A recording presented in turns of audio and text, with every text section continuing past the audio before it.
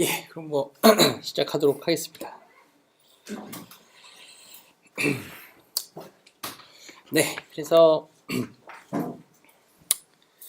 그때 이제 이 뉴럴넷이라는 걸 설명을 이제 드렸던 중에 이제 끝났고, 그래서 결론적으로는 저희가 인풋을 준 거가 이제 어떤 네트워크를 뉴럴 네트워크를 통해서 나온 아웃풋과 그다음엔 그거가 저희가 원하는 그게 이제 저희가 원하는 방향대로 됐으면 좋겠는, 그래서 이제 여기가 0, 1, 0, 0, 0, 그러니까 결론적으로는 뭐 그 해당 클래스만 1이고 나머지는 다 0인 이런 형태의 벡터를 저희가 원하기 때문에 그 이제 차이를 줄여주고자 하는 형태로스가 이제 이런 어떤 스퀘어드 로스.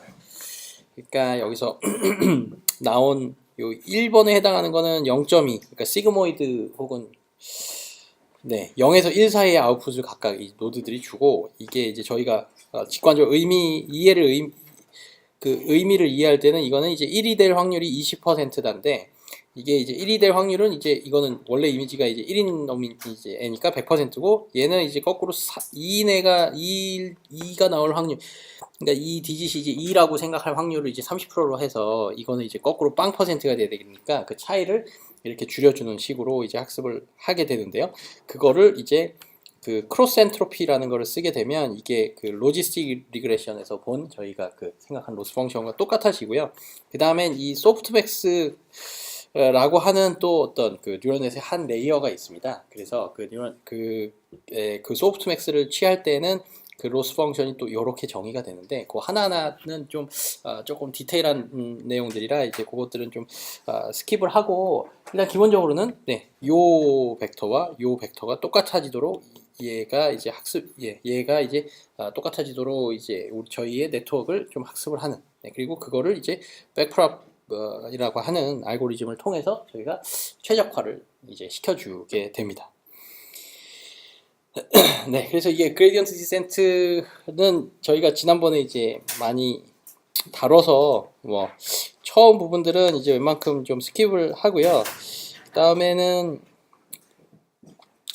그 뉴럴넷을 저희가 배울 때요, 그 여러 가지 복잡한 그러니까 종류가 되게 다양한 어떤 그 역할들을 하는 레이어들이 잔뜩 있습니다. 그리고 그 레이어들을 저희가 어떤 조합으로 이렇게 순서를 이제 아다리를 맞게 잘 조합을 하느냐, 그거에 따라서 저희가 원하는 어떤 태스크를 좀 더 잘 혹은 좀 못하게 수행을 할 수가 있는데, 그런 것들 이 뉴럴넷, 그러면 그 복잡하게 이제 설계된 그 뉴럴넷, 이렇게 요렇게 있고 저렇게 이어서 저희가 만든 어떤 뉴럴 네트워크라고 하는 거에서 이 백프로퍼게이션 혹은 저희가 그 전에 배웠던 이 그레디언트 디센트라고 하는 거를 이제 어떻게 이제 학습을 할 것이냐, 그게 이제 저희의 이제 지금 오늘 좀 배워야 되는 어떤 이슈가 되게 됩니다. 그래서 이제 뭐 요런 겁니다. 이게 그때 이제 기억을 되살려 보시면 여기 이제 784개 이제 픽셀이 인풋으로 들어가서 중간에 한 15개쯤의 노드들로 이렇게 어떤 형태로 이제 선형 조합에 의해서 쭉 만들어지고, 걔네들이 또 이 저희가 이제 원하는 이 10개의 아웃풋 노드들에 대해서 쪼로록 이렇게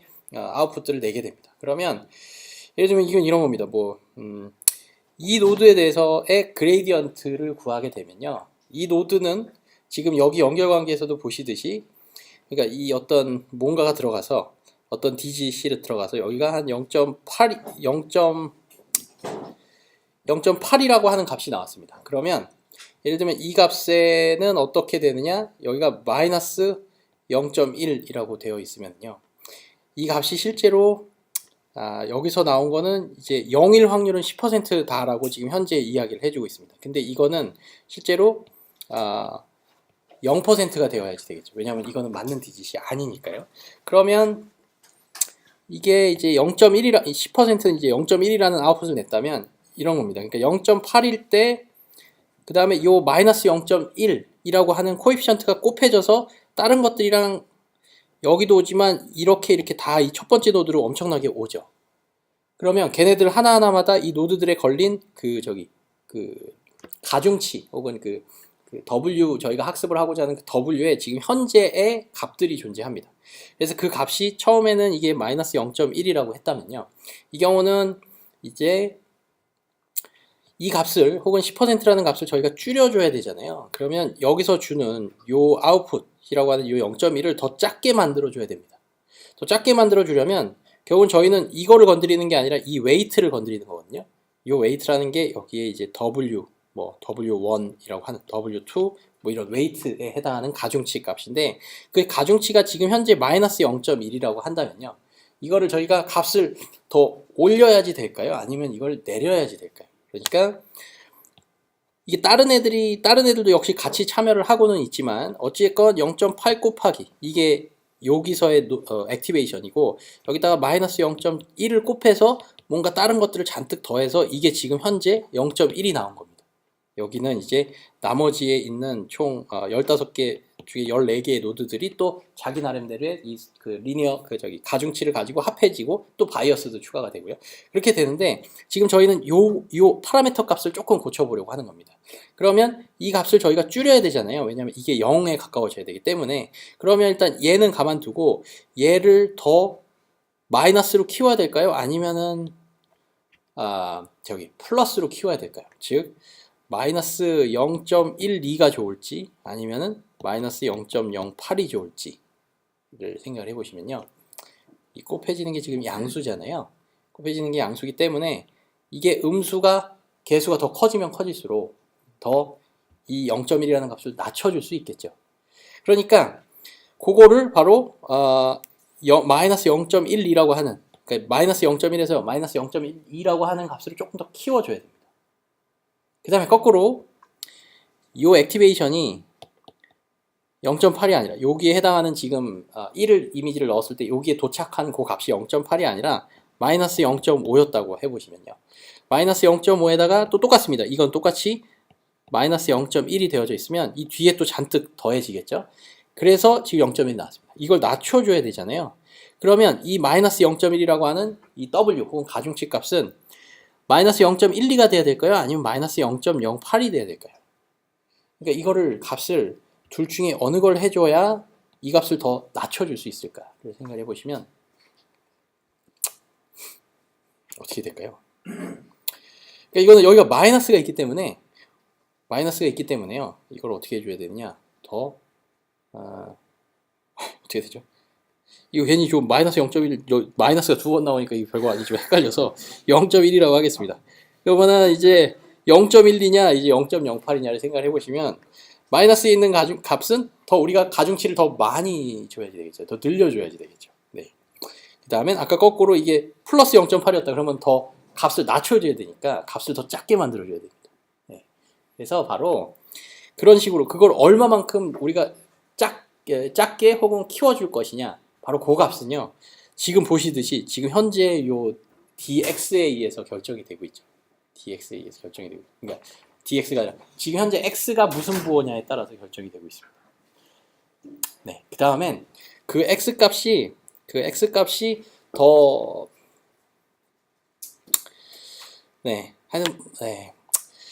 그럼 요 정도로만 하고 그래서 지금 보면 x 들어온 현재 액티베이션 값이 있고요. 그 다음에 이 w가 곱해져서 우리 아웃풋을 만들어내고 있잖아요. 그러면 w에 대해서의 우리가 이제 그레디언트 값을 얘를 어떻게 업데이트를 해야 될지를 결정해주는 놈은 누구냐? 바로 현재 있는 요 x 값이 됩니다. 그죠? 이 x 값이 이제 부호가 플러스였냐 마이너스였냐 뭐 이런 것 때문에 우리가 얘를 늘려줘야 되겠구나 줄여줘야 되겠구나가 지금 여기 간단하나마 여기 예제에서도 결정이 되잖아요. 그래서 그런 것들을 굉장히 좀 유연하게끔 해주는 게 바로 이 컴퓨테이셔널 그래프라고 하는 이야기고요. 네, 사실 이게 그래서 좀 설명을 다 드리자니 좀 이게 좀 되게 많고 그리고 또 이제 결정적으로 요즘에 이제 딥러닝을 만약에 쓰실 때 그 라이브러리들은요 이런 백프랍을 옛날에는 이제 백프랍을 유도를 다 했었습니다. 그래서 우리가 네트워크를 뭐 이런 네트워크를 만들었다 그러면 이거에 대해서 하나하나 파라미터마다의 그 그레디언트 디센트에서 나오는 그 파셜 그레디언트 그 편미분한 값을 저희가 다 유도를 해서 그걸 가지고 이제 그 백프랍을 할 때 이제 파라미터를 어떻게 업데이트를 해줘야 될지 뭐 요것들을 우리가 결정을 해줬는데 이것들을 요즘은 다 그 딥러닝 라이브러리들이 알아서 해줍니다. 그래서 저희는 뭔가 이제 그 그레디언트를 유도를 할 필요가 없어졌어요. 그래서 어떻게 보면 컴퓨터가 이미 미분이나 이런 거를 다 알아서 해주기 때문에 저희는 어떻게 보면 신경을 좀 덜 써도 되는데요. 그것들이 그래도 컴퓨터 내부적으로는 어떻게 알고리즘적으로 동작을 하는지를 저희가 좀 보려고 하는 겁니다. 그래서 이게 뭐냐면 컴퓨테이셔널 그래프는요, 이런 어떤 x값, y값, z값, 우리가 갖고 있는 이런 인풋 값들이 있고, 얘네들에 대한 무슨 컴퓨팅, 계산하는 그 오퍼레이터들, 이게 더하기가 될 수도 있고, 곱하기가 될 수도 있고, 빼기, 나누기, 뭐 당연히 사칙 연산들이 있고요. 또 이거 뭐 예를 들면 뭐 이런 것도 있을 수 있습니다. 뭐 이렇게 컴퓨테이셔널 그래프를 여기다 걸어갖고, 이거는 사인의 x다, 혹은 사인의 z다, 혹은 여기다 사인을 정의를 하면 이 값이 들어가서 사인 값으로 변화되어져서 나와. 그래서 인풋이 이제 하나짜리의 이제 그 컴퓨테이셔널 그래프인 경우도 이제 뭐 생길 수가 있게 되고요. 어쨌건 그래서 지금 보시면 어떤 xf라는 펑션이 이렇게 정의가 되어 있다고 하면요. 이렇게 정의가 되어 있다고 하면 지금 현재의 어떤 이게 그러니까 저희의 어떻게 보면 로스 펑션이라고 생각하시면 됩니다. 그리고 저희가 최적화를 조금씩 변경해서 최적화를 시켜야 되는 거는 아까 보셨던 것처럼 그 W들, 가중치들을 저희가 옵티마이즈를 시켜줘야 되고요. 그 가중치들이 여기에서 보이시는 X, Y, Z라고 생각을 하시면 됩니다. 그 다음엔 저희가 어떤 스타팅 포인트가 있잖아요. 그 랜덤 이니셜라이제이션이든 뭐 이런 가중치들을 저희가 어찌됐건 뭐 아무 값으로 그냥 막 집어넣어서 거기서부터 이제 출발을 하잖아요. 그래서 점점 이렇게 가장 최적의 봉우리로 이제 올라가게 되죠. 그러면 그 랜덤하게 시작한 값이 이제 요 값이라고 하면요. x가 마이너스 2, y가 5, z가 마이너스 4. 네, 이렇게 된다고 하면 이제 이거를 요 펑션이 있으면요. 저희가 이 로스 펑션에 대해서 생각을 해보시면 저희의 로스 펑션은 이제 W들에 대한 함수입니다. W라는 가중치들이 쭉 있고요. 그 다음에 이것들은 우리가 갖고 있는 데이터가 1부터 뭐 100개까지의 데이터가 있다. 그러면 예를 들면 우리의 파라미터가 A, B라고 한다면 이제 AX 빼기 B, AX 플러스 B 빼기 우리의 타겟 베리어블인 이제 YI, 이거의 제곱이 이제 저희가 많이 보던 리니어 리그레션에서 로스였잖아요. 그러면 이것들을 A에 대해서 편미분하고 B에 대해서 편미분해서 그 편미분한 값들을 이제 저희가 구해서 그거를 현재 그레디언트로 해갖고 그 그레디언트만큼 조금씩 가는 거를 저희가 이제 했었습니다. 근데 이거를 좀 더 일반적인 형태로 보시면 이게 어떻게 보면 저희의 로스 펑션이라고 생각을 해보시면요. 이거에서 로스 펑션에서 저희가 구해야 되는 거는 뭐냐면 DA분의 DF를 구하고요. DB분의 DF를 구하고요. 또 파라미터가 하나 더 있다. 이번엔 파라미터가 A, B만 있는 게 아니라 X, Y, Z 3개가 있다. 그러면 DX분의 DF를 구하고요. DX분의 DF, Y분의 DF, DZ분의 DF 이거를 구하면 요거 3개가 쪽쪽쪽 쓰여지면 저희의 그레이디언트가 구성이 됩니다. 그러면 요거를 어떻게 구하냐 하면 요거를 이제 단계별로 이제 뒤쪽에서부터 좀 구하게 되는데요. 그거를 어떻게 구하느냐? 지금 요때는 이제 forward propagation, 그러니까 이게 뉴럴넷 같이는 안 생겼지만 이렇게도 뭐 뉴럴넷이라고 하나를 볼 수가 있다면 이렇게 더해서 이렇게 또 곱해서 이렇게 나오는, 그러면 마이너스 2, 5, 4, 마이너스 할 때 이렇게 나왔죠. 그러면 이걸 저희가 뒤쪽에서부터 하나씩 이제 미분을 좀 해주게 됩니다. 그래서 이 최종적으로 나오는 F가 있고요. 그 다음엔 이거에서 쓰는 게 저희가 그러니까 쓰는 가장 주된 요소는 뭐냐면 합성함수의 미분입니다. 합성함수의 미분만 딱 알고 계시면 이거는 다 그냥 풀리는데, 여기서 이제 가장 쉽게 이거를 먼저 합니다. DF분의 DF. 그러니까 어떤 최종적인 값을 이 최종적인 값 자체로 미분을 하는 거는 당연히 이제 1이 나오겠죠. 이게 좀 말이 안 되는 것처럼 이제 이걸 왜 하나 싶기는 하실지 모르겠는데, 뭐 요렇게 한번 좀 잘 쫓아가 보시면요, 뭐 좀 좋을 것 같은데. 네. 그 다음에 요거에다가 저희가 이제 여기에서의 노드를요, 이 최종적으로 요거 하나 전 단계로 가는 겁니다. 이렇게 뒤쪽으로 역전파, 말 그대로 뒤쪽으로 전파를 시켜나간다 해서 역전파 혹은 백프랍인데, 여기서 Q가 있고 그 다음에 여기는 이제 Z가 이렇게 있죠. 그러면 이 DF분의 DF, 그러니까 좀 지워서 저희가 일단 구하고 싶은 건 DZ분의 DF를 구하는 겁니다. 그러면 이거는 어떻게 쓸 수가 있냐면요, DF분의 DF 곱하기 DZ분의 DF라고 쓸 수가 있습니다. 이거 너무 당연한 것 같지만 일단 한번 이렇게 써보겠습니다. 얘는 자기 자신으로 미분을 하니까 1이었고요. 그러면 얘는 뭐가 될까? Z를 가지고 F에 대해서 미분을 하면 뭐가 될까를 생각을 해보시면 지금 요 식입니다. 요거. 그럼 이거 편미분을 어떻게 하느냐? z라는 것만 저희가 변수로 놓고 나머지 그냥 다 상수 취급을 해버립니다. 그러면 미분이 뭐가 나오느냐? 바로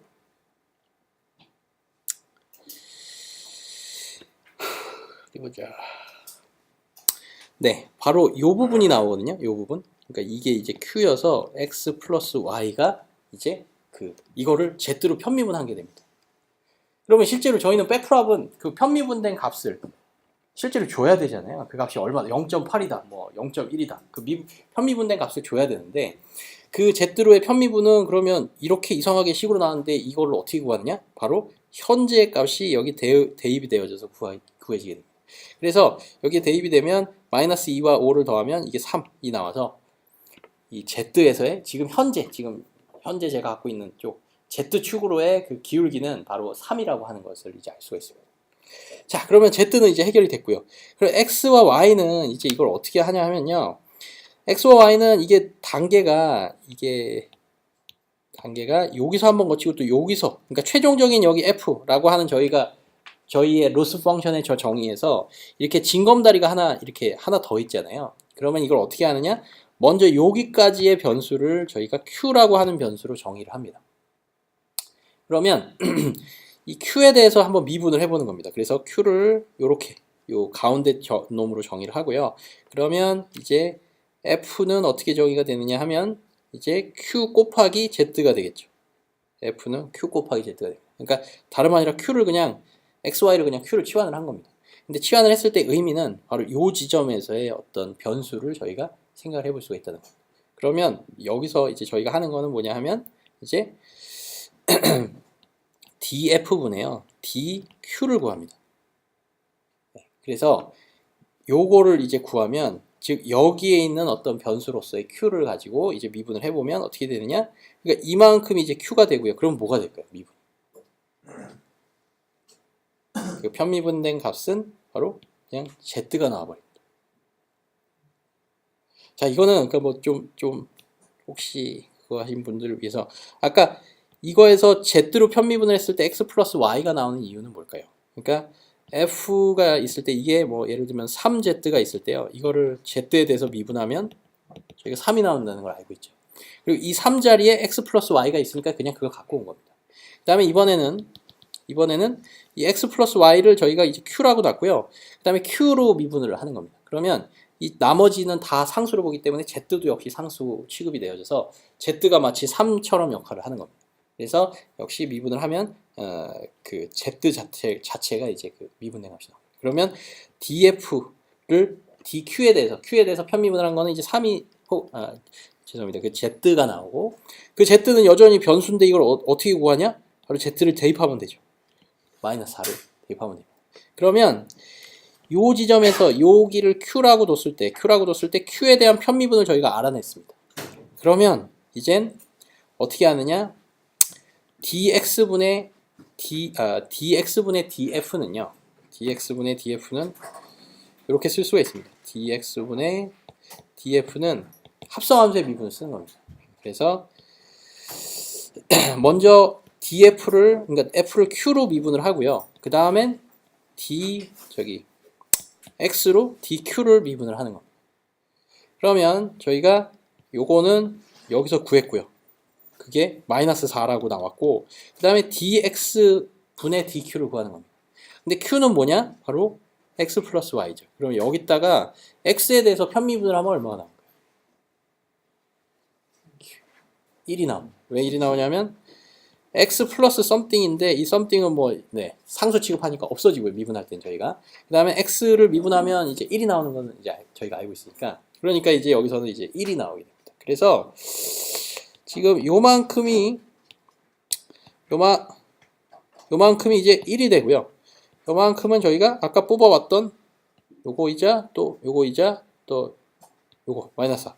그래서 마치 마이너스 4 곱하기 이제 1이 나와서 4라고 하는 값이 저희가 구하고자 하는 df에 대해서 x로의 편미분 값이 나옵니다. 그렇게 해서 이렇게 뒤쪽으로 이렇게 결국은 저희가 쓰는 거는 이제 합성함수의 이제 미분을 쓴 겁니다.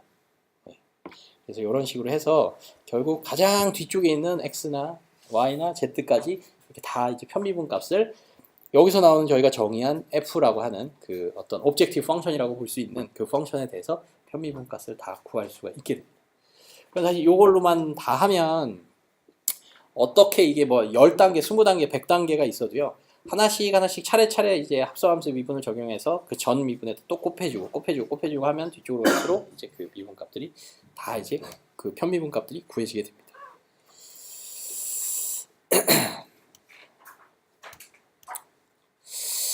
네, 혹시 질문 있으신가요, 이게? 그래서 요것들은 하나씩 좀 그때 이제 제가 이제 그 보내드린 그 URL 혹은 그 웹사이트에서 예제도 나와 있고, 그래서 파이썬 같은 걸로 한번 직접 해보시면 굉장히 착 감이 좀 오실 텐데, 네, 하여튼 뭐 그렇습니다. 그래서 어쨌건 그렇게 백프로파게이션을 해서 결국은 저희가 이제 이런 뉴럴넷에서 아까 그 디지 예제에서도 보시면 로스는 여기서 생기고요.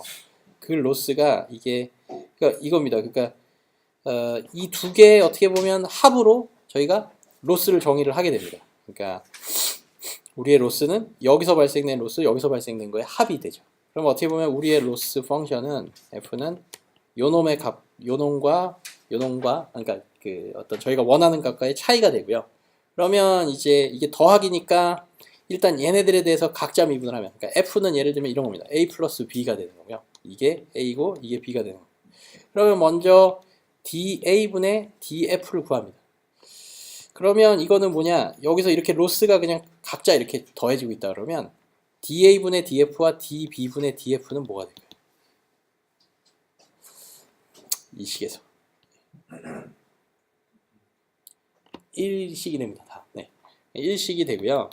그러면 여기서 이제 이 배수가 이제 1이 됐고, 얘를 만들기 위해서 얘에 대한 그 백프랍을 또, 그러니까 그레이디언트를 또 구하면, 그러니까 얘를 예를 들면 얘가 A, B, 얘를 C, D, E라고 하면은, 예를 들면 이제 이쪽은 이제 뭐냐, 그 DC분의 DF는 똑같습니다. DC분의 DA, 즉 요 관계에서 이제 미분을 하는 겁니다.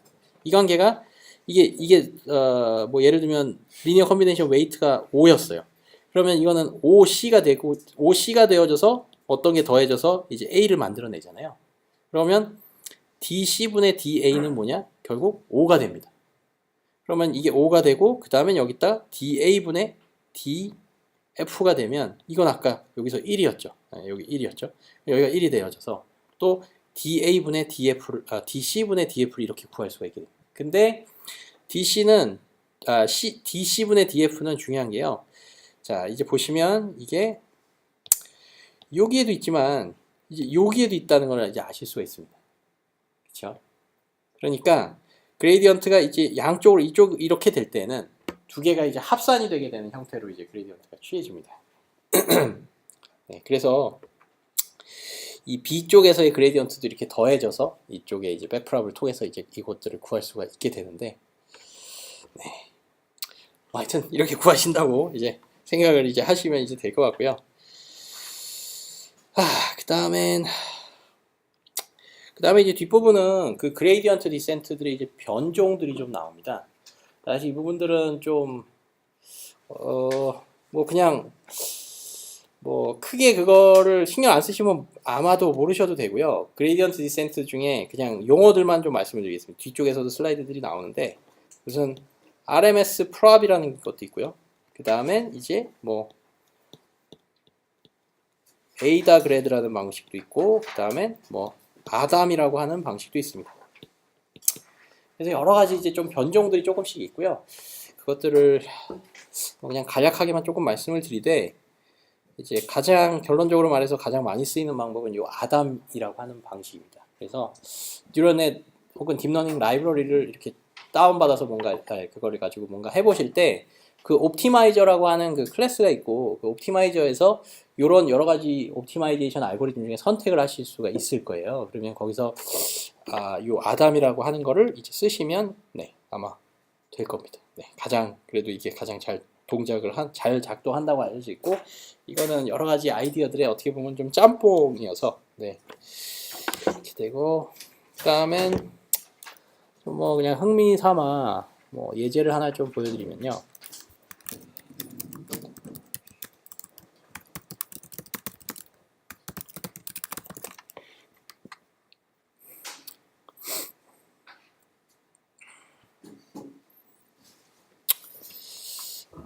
네, 요겁니다. 그래서 자, 이게 뭐냐면요. 이게 산이 여기가 가장 최정상의 산봉우리가 있는 겁니다. 그러니까 로스 펑션을 미니마이즈 한다 그러면 조 별표친 지점이 저희가 이 함수에서 가장 아래쪽에 있는 곳이고요. 그 다음엔 그때도 잠깐 말씀드린 것처럼 이게 산이 이렇게 다 둥글둥글하게 어느 방향으로도 둥글둥글하게 이렇게 생겼으면 모르는데 이 산이 항상 이렇게 좀 옆으로 끼우러져 있고 이렇게 좀 치우쳐져 있습니다. 그래서 어느 쪽으로는 경사가 가파르고 어느 쪽으로는 완만하고 막 이런 것들이 있는데 그런 어떤 산의 모양에서 저희가 그냥 그레이디언트 디센트를 쓸 때랑 그리고 또 어떤 모멘텀, 뭐 네스톨 오브 모멘텀, 뭐 여러 가지 다른 방식들을 썼을 때에 나타나는 그런 비헤이비어들입니다.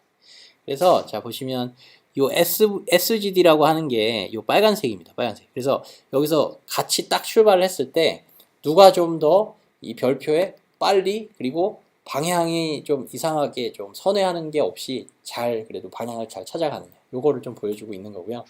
그 SGD 혹은 저희가 알고 있는 일반적인 그레디언트 디센트는요 좀 이렇게 좀 약간 느립니다. 이게 좀 천천히 이렇게 좀 가고 있습니다. 그 다음에 요 모멘텀이라고 하는 거는 이제 뭐냐 하면 모멘텀은 참고로 요 이제 초록색이죠. 초록색.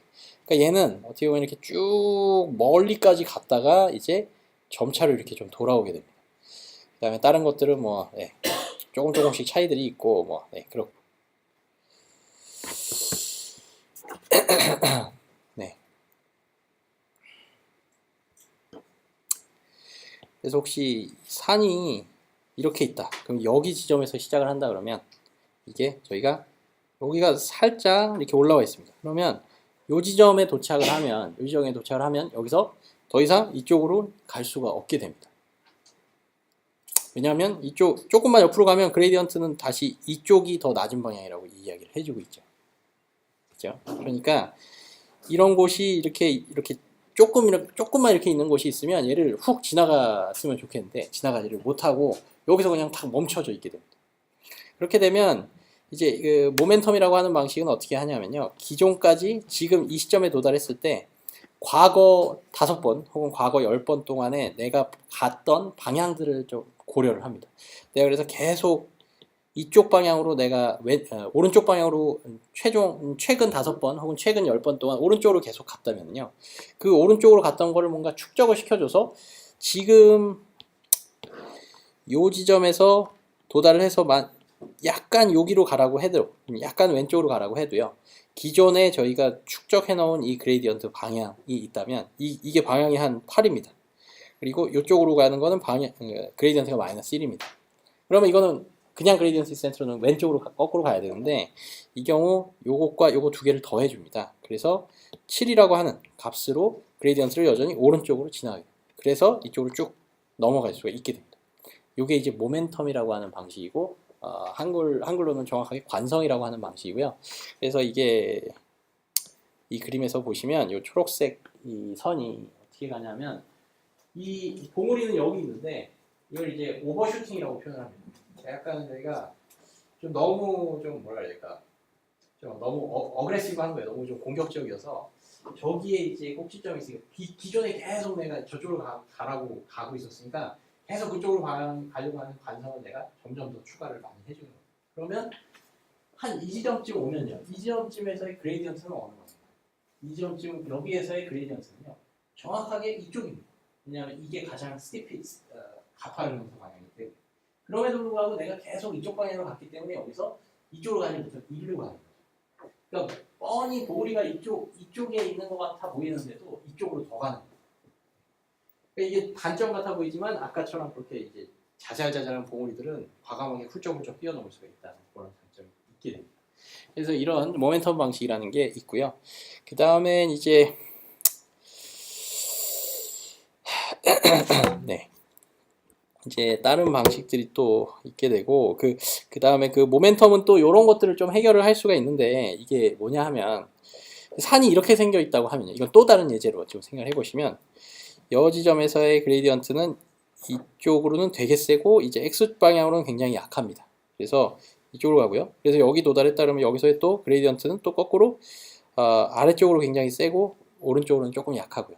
그러면 또 여기서는 위쪽으로 확 많이 왔는데 이쪽에서는 또 아래쪽으로 많이 가라고 하죠.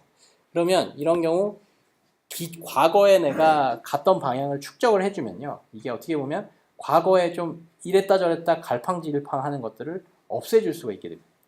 그래서 과거에 한 번은 위로 갔다 그랬다, 한 번은 위로 가라 그랬다가 한 번은 아래로 가라 그랬다가 그러면 이걸 다 축적을 해주면 그 모멘텀은 결국 그 위아래로 가는 방향은 거의 상쇄를 시켜서 없애주고 결국은 이 봉우리에 해당하는 그러니까 X축으로는 아주 조금씩이긴 하지만 계속적으로 축적이 된 게 같은 방향으로 축적이 됐기 때문에 그 양이 꽤 많이 증폭이 됐을 겁니다. 그렇기 때문에 이 같은 방향으로 계속 간 그 어떤 사실을 저희가 더 신뢰를 하고 왔다 갔다 했던 거는 저희가 상대적으로 죽여줄 수가 이렇게 좀 줄여줄 수가 있게 되겠죠.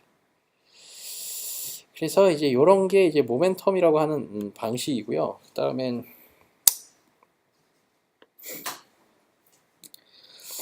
이런 게 좀 나오는데,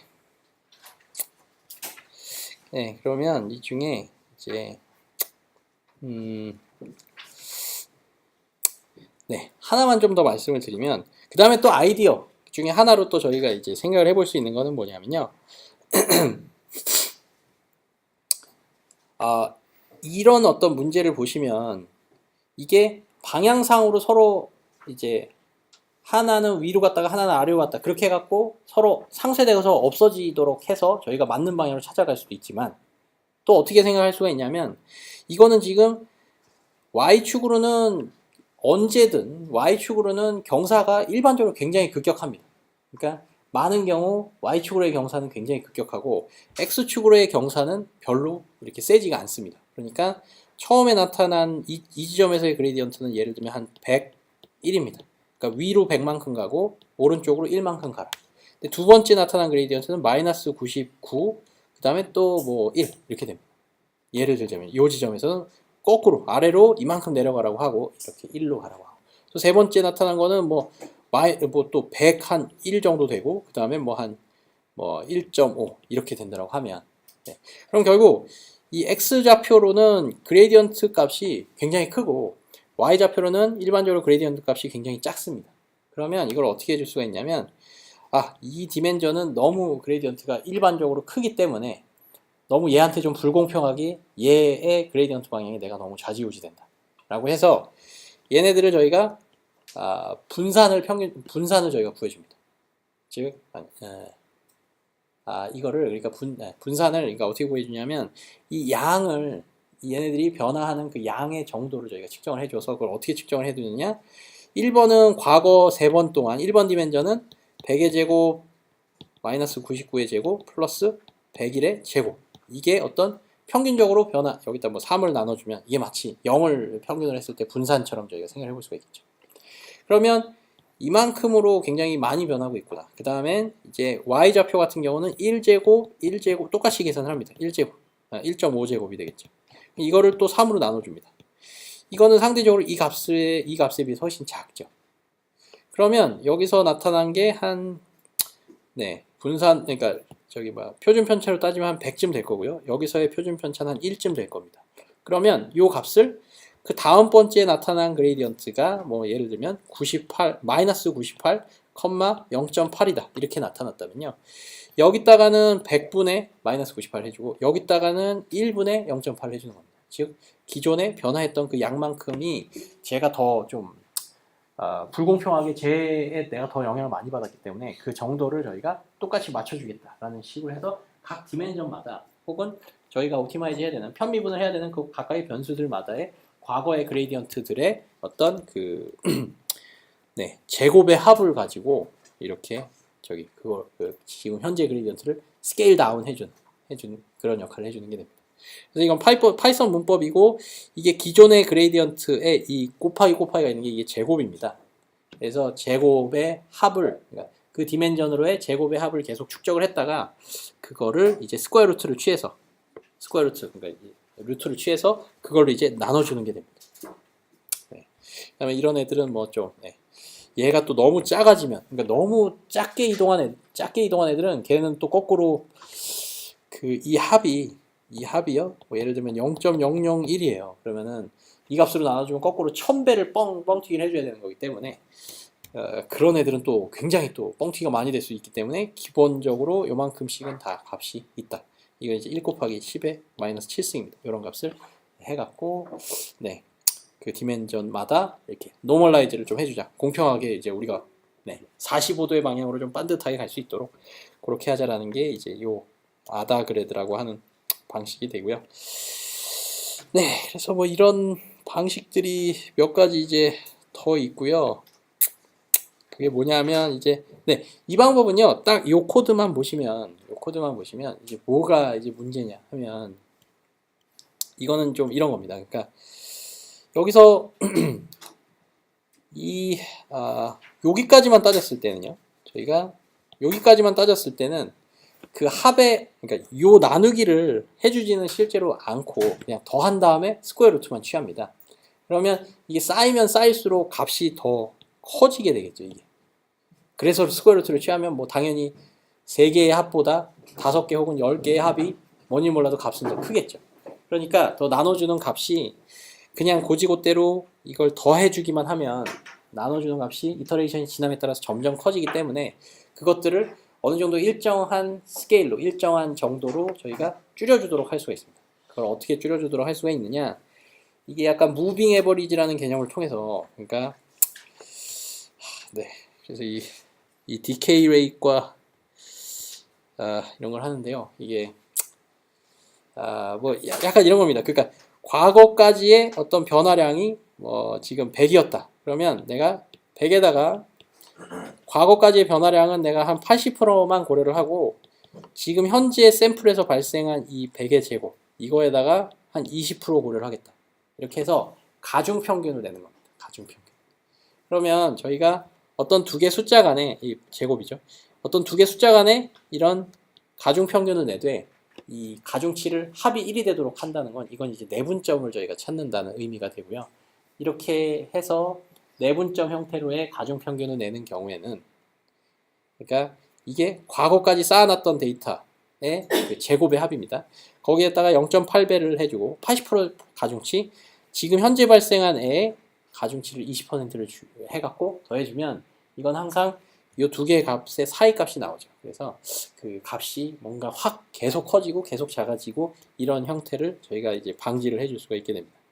그래서 그걸 하는 게 요 디케이 레이트라고 하는 거고, 그래서 그걸 가지고 이전에 했던 아다그레드를 하는 게 이제 RMS 프랍이고 이제 아담이라고 하는 어떻게 보면 좀 끝판왕에 해당하는 방식이 아까 말씀드린 것처럼 이제 아담이라고 하는 건데요. 이거는 지금 말씀드린 요 RMS 프랍 혹은 이 아다그레드라고 하는 그 그레디언트의 값들을 각 디멘전별로 좀 그 양들을 저희가 축적을 해놨다가 그 양대로 노멀라이즈를 해갖고 좀 평균적으로 한 45도 방향을 나타낼 수 있도록 하죠. 그 방식과 아까 전에 말씀드린 그 모멘텀 방식 있잖아요. 그 모멘텀 방식 이 두 개를 짬뽕을 시켜놓은 게 이 아담이라고 하는 방식이고요. 그래서 이거는 그래서 이제 뭐 이렇게 두 개를 다 합친 만큼 뭔가 좀 두루두루의 장점을 좀 가지고 있어서 이게 이제 경험적으로는 혹은 실제로는 가장 인기가 많은 어떤 형태의 옵티마이제이션 방법이 됩니다.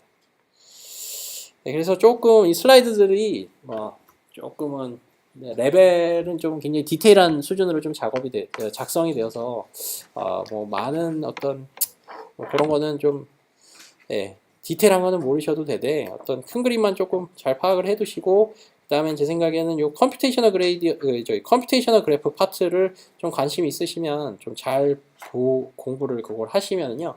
그러면 좀 뭔가 좀 이 뉴럴넷이 어떻게 동작하는구나가 좀 쫙 이게 좀 블랙박스처럼 이렇게 느껴지지 않고 좀 끝까지 이게 이렇게 동작하는구나를 좀 잘 보실 수가 있을 것 같습니다. 혹시 질문 있으신가요?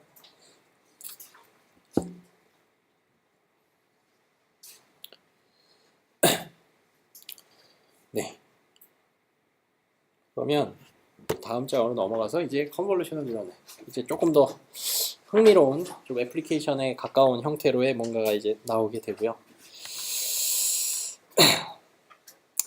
혹시 컨볼루션 뉴런넷 혹은 CNN 알고 계시는 분 계신가요? 어느 정도 좀 어떻게 동작하는지 알고 계시는 분 없으세요? 알겠습니다. 예. 그래서 이제 그 뉴런넷에서 이제 배우시는 어떤 토픽이 크게 좀 세 가지입니다. 하나는 아까 배웠던 그 전에 배웠던 fully connected 뉴런넷, 그러니까 그냥 말 그대로 이렇게 뭔가 픽셀들이 쫙 들어가서요. 혹은 뭐 여러 가지 뭐 사람의 몸무게, 뭐 키, 뭐 가족력, 뭐 혈액형 뭐 이런 것들이 쫙 들어가서 뭐 어떻게 쿵짝쿵짝 해갖고 이제 그리고 각각의 이 레이어들 혹은 이 어떤 변환들은 이 함수의 변환들은 이제 선형 트랜스포머, 그 리니어 트랜스포머에 의해서 이제 일어나는 저희가 봤던 뭐 그런 식으로 이제 이루어지는 게 이게 가장 기본적인 형태의 이제 뉴럴넷이고요. 혹은 그걸 쭉 쌓은 게 이제 딥러닝일 뿐입니다. 네, 그래서 그걸 fully connected neural 혹은 이제 feed forward neural net이라고 하고요. 그 다음엔 이제 두 가지 형태가 더 있는데 하나는 이제 recurrent neural net. 이거는 이제 순서가 이제 좀 상관이 있을 때 쓰는 것이고요. 이쪽이 이제 굉장히 좀 또 재밌습니다. 이쪽이 굉장히 연구도 또 활발하게 되고 있고 아주 창의적인 새로운 모델들도 많이 나오고 있고요. 이게 뭐 예를 들면 음성 인식을 하는 데도 쓰이고 뭐 네, 그 다음엔 뭐 저기 챗봇에서도 가장 대표적으로 쓰이는 어떤 주된 알고리즘이 이거고, 네, 번역도 그렇고요. 그 기계 번역도 딱 요 알고리즘이 쓰입니다. 그 다음엔 이제 마지막으로는 이 이미지 데이터를 다룰 때 좀 특화된 모델이 이 컨볼루셔널 뉴럴넷이라고 하는 겁니다. 네, 그래서 뭐 이런 예제로 시작을 하는데 뭐 이게 왜 저희한테는 어렵냐? 이 고양이라 개를 개라 부르지 못한 왜 컴퓨터는 못할까? 네. 이거를 이제 컴퓨터에서 보게 되면 이런 뭐 그냥 숫자일 뿐인 그 픽셀의 그 값들, RGB 값들로 이렇게 나타내져 있는 것을 이제 뭐 이거 가지고 이제 뭐 하라 그러면 이거는 저희가 보면 알지만 이거는 저희가 봐도 모르죠. 이게 어떻게 강아지인지 개인지 이제 알 수가 없기 때문에 그래서 뭐 저희의 뇌 발달에 있어서 이런 물체를 좀 이제 고차원적으로 혹은 의미론적으로 인식하는데 이렇게 오랜 시간이 걸렸다고 합니다. 네. 그래서 이걸 어떻게 이제 컴퓨터로 하여금 이해를 할 수 있게끔 이걸 고양이로 제대로 볼 수 있게끔 하느냐 이게 그래서 뭐 네, 퍼즐을 맞추도 뭐 이렇게 한다는데 네. 기존의 방식은 네, 뭐 하여튼 어려운 점은 이런 것들도 다 고양이로 인식을 해야 된다는 거죠. 그러니까 처음에는 고양이는 대부분 사진들을 보니까 뭔가 네 발이 이렇게 있고 사진상에 이렇게 네 발이 다 이렇게 있고 그 다음에 몸은 이렇게 옆으로 길쭉하고 그 다음에 머리가 이렇게 있고요. 뭐 이런 것들이 이제 고양이인데 그런 경우 이제 뭔가 발이 하나라도 없으면 사진에서 발이 하나라도 없으면 이게 고양이인가? 이게 고양이가 아닌 것 같아 보이는 거죠. 그래서 그런 예제들입니다. 그래서 뭐 이런 경우들도 뭐 어찌됐건 부분마다 이것들을 저희가 다 고양이라고 인식할 수 있는 이유는 부분 그래서 고양이로서의 특징을 딱 갖고 있잖아요. 예를 들면 여기 고양이 귀처럼 보이는 곳이 있고요. 그리고 뭐 누가 봐도 고양이 눈이고 누가 봐도 고양이 코고 고양이 수염도 있네요. 네. 그다음에 이거는 뭐 이렇게 고양이가 이렇게 사람처럼 대자로 누워 있긴 하지만 그래서 일반적인 사진에서는 뭔가 이렇게 딱 이렇게 네 발이 딱 이렇게 있고 몸이 그 위에 쫙 이렇게 수평으로 일자로 있고 이런 식의 모양을 저희가 딱 그 모양만 생각했다면 저런 것들도 하나하나 고양이라고 다 인식을 할 수 있어야 되는데 그걸 왜 우리는 할 수가 있냐? 어떻게 할 수 있느냐? 바로 이런 겁니다. 그 부분별로 우리는 고양이의 특징을 찾아내고 그것들을 저희가 머릿속에서 잘 조합을 한다라는 게 됩니다. 그래서 그래도 이게 고양이 처음에는 얼핏 보면 고양이가 아닌 것 같아 보이죠. 여기 고양이 팔도 있고 대충 털의 패턴도 고양이처럼 보이고요. 여기 좀 잘 안 보이긴 하지만 고양이 눈과 입과 코 같아 보이는 부분들도 있고 이렇게 되죠.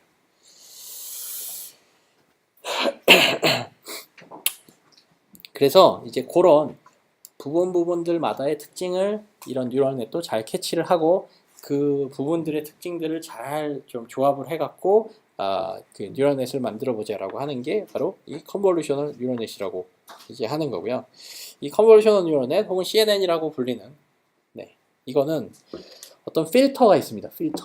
그래서 필터는 뭐냐면 이렇게 생각하시면 됩니다. 고양이의 눈을 디텍트하는 필터. 그러니까 고양이 저희가 요만큼을 잘라서 보면 이건 고양이 눈이라는 것처럼 이제 생겨 있죠. 그러면 저 눈에 고양이 눈에 해당하는 부분만 사진이 고양이가 어떤 포즈를 하고 있건 뭐 아까 고양이가 뭐 이렇게 식빵에 파묻혀 있건 뭐 어찌 됐건 고양이 눈이 보이는 어떤 사진이 있으면 그 눈만 착착착 뽑아갖고 그러면 이제 눈이 어떤 좀 일관된 패턴을 저희가 보일 것 같고요.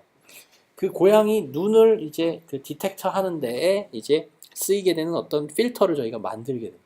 그래서 그 작은 고양이 눈을 디텍트하는 필터 뭐 그게 뭔지 모르지만 하여튼 그런 게 있다라고 하면 그런 것들을 이렇게 지금 현재 저희가 갖고 있는 이미지에서요. 여기 부분도 보고 저기 부분도 보고 또 여기 부분도 보고 막 이런 식으로 이 이미지의 여러 가지 부분들을 이렇게 쭉 한번 이렇게 쭉 스캔을 해가는 겁니다. 그래서 이 스캔이라고 하는 게 그러니까 저기서부터 저희가 고양이 눈에 해당하는 필터 조그만 걸 만들어 놨고요. 그 잣대를 이렇게 쭉쭉쭉 이미지에 부엉부엉 들이대는 거예요. 그래서 그거를 쭉쭉쭉 이렇게 한 바퀴 쭉 이 이미지를 모두 다 한 번씩 훑는 거. 그 훑는 과정이 컨볼루션입니다. 훑는 과정이 컨볼루션. 그 다음엔 그 훑는 데에 사용되는 필터를 네, 저희가 이제 배우게 될 컨볼루션에서 쓰이는 그 필터라고 하는 게 됩니다. 네. 그래서 이제 그러면 뭐 고양이 눈에 해당하는 필터가 있을 수 있고요. 고양이 코에 해당하는 필터가 있을 수 있고 또 고양이 발에 해당하는 필터가 있을 수가 있게 됩니다. 그렇게 되면 이 필터들이 쭉 이렇게 돌아다니면서 이게 어디 있었는지는 모르지만 그러니까 어디서 디텍트 되어 있느냐 그거는 매번 다를 수 있지만 어찌됐건 요 지점에는 고양이 눈인 것 같아 보이는 게 있네. 요 지점에는 코인 것 같아 보이는 게 있네. 그러면 이 위치에 대충 여기엔 눈, 코, 귀 이렇게 있으니까 이거는 대충 고양이일 가능성이 많이 있겠구나 해서 그런 어떤 필터들이 만들어낸 어떤 그 그러니까 고양이 눈 디텍터, 뭐 코 디텍터 그런 애들이 만들어낸 그런 정보들을 다시금 잘 조합을 해서 최종적으로 이거는 고양이구나라는 거를 이제 저희가 인식을 하게 됩니다. 네, 그래서 뭐 이렇게 돼도 이런 필터들을 쭉 갖다 대면 이거는 고양이 발 필터에 의해서 이렇게 디텍트된 위치가 되고요. 고양이의 코에 의해서 디텍트된 것은 여기고, 네. 눈에 의해서 디텍트된 것은 여기고 이렇게 있는데 또 위치는 굉장히 바뀌었지만 여기서도 네, 또 발 디텍터 그다음에 뭐 눈, 코, 뭐 귀 디텍터 같은 게 여기에서 쭉 발견이 되는 것을 알 수가 있습니다. 네. 그래서 저런 걸 이제 하는 과정이고요. 저런 거를 하는 게 이제 여러 가지 GPU를 통해서 휴먼 퍼포먼스를 더 능가하는 형태로의 요즘은 이제 이미지 레코그니션은요, 영상 인식은 컴퓨터가 이제 훨씬 더 사람보다 훨씬까지는 아니고 사람의 그거를 더 넘어서게 됐습니다. 그래서 자, 그래서 그 어떤 간단한 예제로서 저희가 컨볼루셔널 뉴럴 넷이라는 거를 좀 배워보겠습니다. 그래서 역시 인풋은 이미지입니다. 이미지인데 이미지는 그래서 이렇게 픽셀로 되어져 있고요. 이 픽셀을 그 전 예제에서 저희가 그 전 강의에서는 그거 픽셀들을 하나하나 쭉쭉 그냥 7, 8, 4개의 픽셀을 그냥 쫙 펴서 하나의 어떤 긴 벡터들로 만들어서 넣었습니다. 근데 여기서는요, 그냥 이 2디멘셔널 요 어떤 모양을 그대로 잃지 않고 요렇게 그냥 이 2디멘셔널 인풋 그 자체로 그냥 넣어주게 됩니다. 그러면 저희가 하고자 하는 게 뭐냐, 여기에 이제 이런 식의 X자 패턴이 있느냐 아니면 동그라미 패턴이 있느냐를 저희가 바이너리로 판단을 하는 그런 클래시파이어를 만든다라고 생각을 해보시면요, 여전히 이제 이 CNN은 혹은 이 컨볼루션 뉴럴은 블랙박스입니다. 그러면 여기서도 이제 여러 가지 고양이만큼은 아니더라도 복잡한 여러 가지 그런 변수들이 나옵니다. 즉 이렇게 X자가 옆쪽으로 치우쳐 있을 때가 있고요. 그 다음엔 더 작은 경우도 있을 수 있고 회전 아니면 더 이렇게 두꺼워진 경우도 있을 수가 있고 이런 여러 가지 좀 저희가 판단하기 까다로워지는 요소들이 이제 굉장히 많아지게 됩니다. 그러면 과연 어떻게 이것과 이거 두 개가 모두 다 회전이 된 이 경우에서도 둘 다 X라고 저희가 좀 일관성 있게 판단을 할 수가 있겠느냐. 네. 그걸 이제 그 컨볼루션 뉴럴넷이 하는 겁니다. 그래서 보시면 컴퓨터는 그러면 걔네들을 어떻게 보느냐, 이제 그 픽셀의 경우는 0에서 이제 255 사이지만 그거를 요렇게 이제 0 혹은 마이너스 1 아니면 마이너스 1로 밝은 거 어두운 것만을 구분을 하는 형태로 저희가 간단화시켜서 나타내 보면요, 요 두 개는 뭐 요렇게 컴퓨터가 이제 인식을 하게 됩니다. 그러면 저희가 요거가 저희가 생각하는 어떤 뭐라 해야 될까 가장 FM대로의 아니면 가장 교과서적인 X라고 한다면 이거를 여기랑 한번 매칭을 딱 두 개를 이렇게 겹쳐서 보겠습니다. 그러면 요 가운데는 매치가 되는데 이런 부분들은 다 매치가 안 되기 때문에 가운데까지는 되지만 또 만만치 않게 많은 부분들이 다 저희가 갖고 있는 패턴에 매칭이 안 된다라고 생각을 하게 될 것 같습니다. 근데 이거를 X라는 X자가 가지는 어떤 패턴을 좀 더 잘게 쪼개서 그 부분마다의 패턴들을 저희가 보도록 하는 겁니다. 이 컨볼루션 이론에서의 아이디어는요. 그래서 이게 설사 이렇게 회전이 되어져 있어도요. 대충 여기서 요런 가운데 또막에 해당하는 요런 X자의 작은 패턴들은 여기서도 있고 또 여기서도 있습니다. 그 다음엔 또 이쪽 각 네 귀퉁이에 있는 이렇게 45도 이렇게 되어져 있는 패턴은 여기에도 있고요. 또 여기에도 있죠. 다만 이제 저희가 찾은 요 패턴과 요 두 개의 패턴, 네. 요 가운데 패턴과 저 옆에 있는 빨간 패턴이 위치가 조금 달라진 뿐입니다. 그렇지만 저 로컬리 저 부분들은 잘 매칭이 되고 있는 것을 알 수가 있습니다. 네, 그래서 여기서도 보시듯이 요 부분마다의 패턴들, 저희가 이렇게 부분별로 정의한 요 패턴들이 어떻게 보면 고양이 예제에서는 이게 고양이 코, 눈, 입, 꼬리, 발 디텍터가 되는 게 됩니다. 그래서 저희가 쓴 어떤 그 필터들은 이런 식으로 X자 아니면 이런 거, 또 이런 거를 결국은 쓴 거죠. 네. 이렇게 되면 네. 이렇게 쭉쭉 이 세 개의 패턴만을 가지고 이 모든 부분들을 다 매칭을 한 게 되고요. 그 다음엔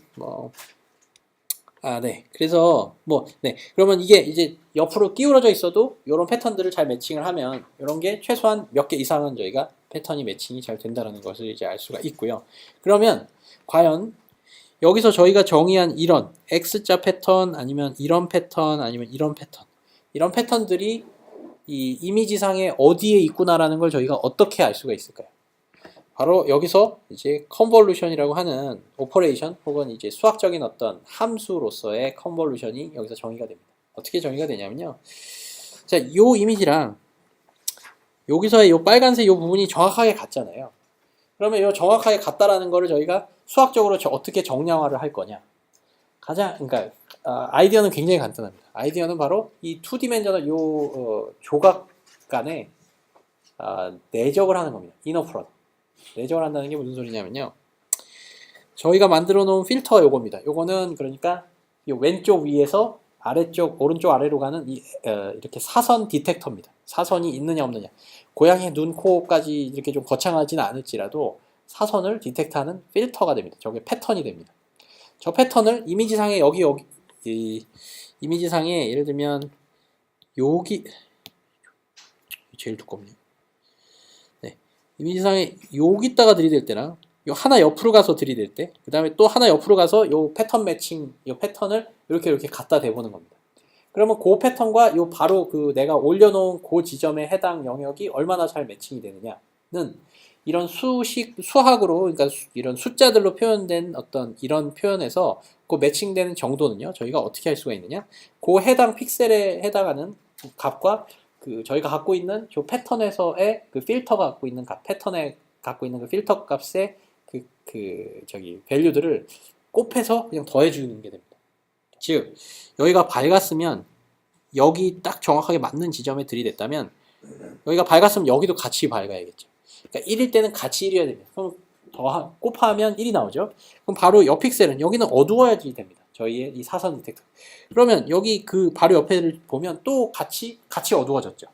그러니까 운명을 같이 한다면 이거는 항상 부호로 보면 이게 마이너스 1일 때 얘도 마이너스 1이다. 그러면 곱하면 또 1이 나오죠.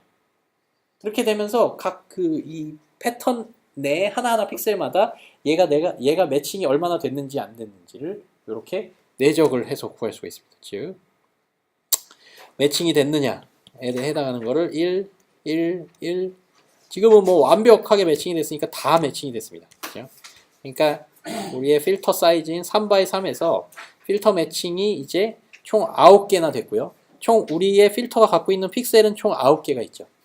그러면 평균적인, 그러니까 이 패턴에서의 어떤 그러니까 픽셀당 평균 매칭 정도가 나옵니다. 네. 그러면 그거는 바로 1, 그러니까 퍼펙트하게 매칭이 된 거죠. 그러면 그 100점을 저희가 어떻게 하냐면요. 그러니까 이거를 가지고 이 필터를 쭉쭉 이렇게 스캔을 쭉쭉쭉 해가면서 저희가 아웃풋으로 만들어내는 거는 뭐냐 하면 어느 위치에 저 패턴이 얼만큼 매치가 되더라라고 하는 그런 이걸 이제 피처 맵 혹은 액티베이션 맵이라는 표현을 쓰는데요. 이 이미지의 포지션을 그대로 유지할 수 있으니까 이게 예를 들면 저만큼 크기의 이미지입니다. 이게 그러니까 그러면 저거랑 똑같은 크기를 가지는 어떤 이미지를 한 장 더 만들고요. 여기서는 이제 두 번째의 이 이미지에서는 이게 이제 픽셀 밸류들이 아니라 요 하나하나의 값들이 가진 의미가 뭐냐면 바로 조 필터가 조 위치에 이제 오리지널 이미지 조 위치에 갖다 댔을 때 얼마나 매칭되느냐에 대한 그 스코어를 기록하고 있는 어떤 또 다른 형태의 이미지를 저희가 생각을 해볼 수가 있게 됩니다.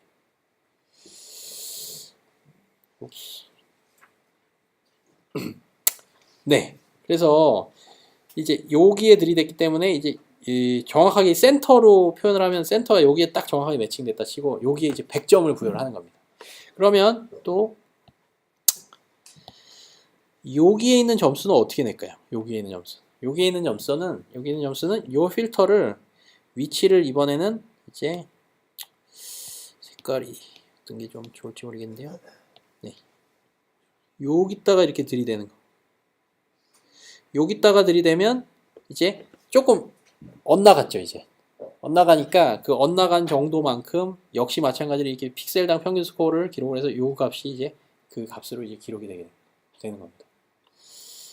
예, 그럼 이것만 이해하시면 이제 거의 이제 컨볼루션이라는 개념은 다 배우신 겁니다. 그래서 이거를 이제 가운데로 이제 한번 들이댔다라고 하면 또 역시 똑같이 해보는 겁니다.